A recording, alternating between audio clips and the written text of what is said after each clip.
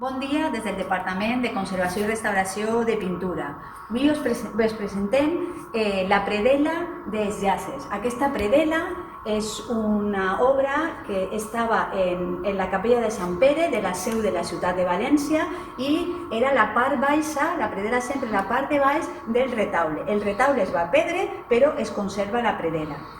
Aquesta predel·la havia sofert un incendi, l'incendi que es va produir a la catedral de València del 21 al 23 de juliol de 1936.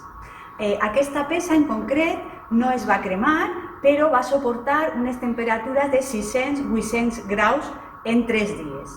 Què va passar? El que va passar, tenim com a exemple un altre tros d'una predel·la que conserva la catedral, i és que se van depositar en la superfície tota una capa de carbó, la pintura va fer ampolles, a més el vernís es va oxidar totalment i se van produir microfissures.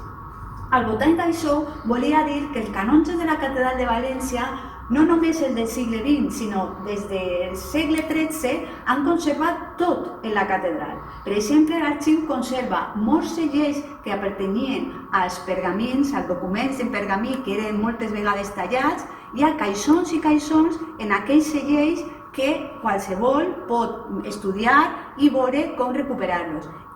A més, tenen els segells que s'han fet pedaços per a, si algun dia podem fer una restauració, restaurar-lo. I aquesta és un exemple d'aquesta actitud dels canonges de la catedral de conservar-ho tot. Aquesta pintura, qualsevol l'hauria vist i hauria dit no se pot recuperar, però sí, se pot recuperar. Maria Gómez ja va fer en 1999 una tesi doctoral de com recuperar els cremats, i nosaltres estem fent noves investigacions perquè al llarg dels anys hi ha noves tècniques d'investigació i podem aplicar-les.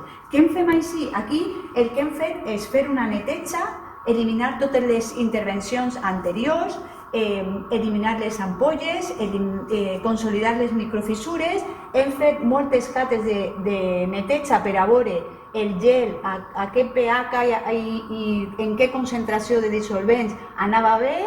Estem molt contents perquè ara es pot veure molt bé la qualitat de la pintura. És una pintura que està atribuïda a Nicolás Falcó, que és un pintor del segle XVI. I ara el que anem a fer és una fixació dels estrats en un adhesiu de baix pes molecular.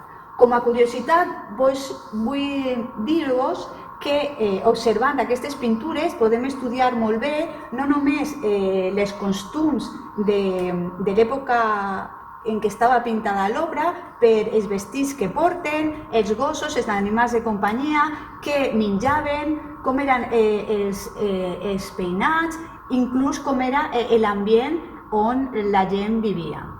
Així que esperem que en un any podem tindre aquesta peça terminada, i la part de daurats, que van trobar 4 intervencions damunt de l'original, hem tratat de recuperar aquesta part original i hem deixat la madera vista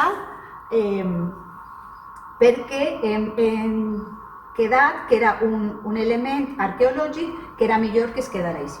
Moltes gràcies.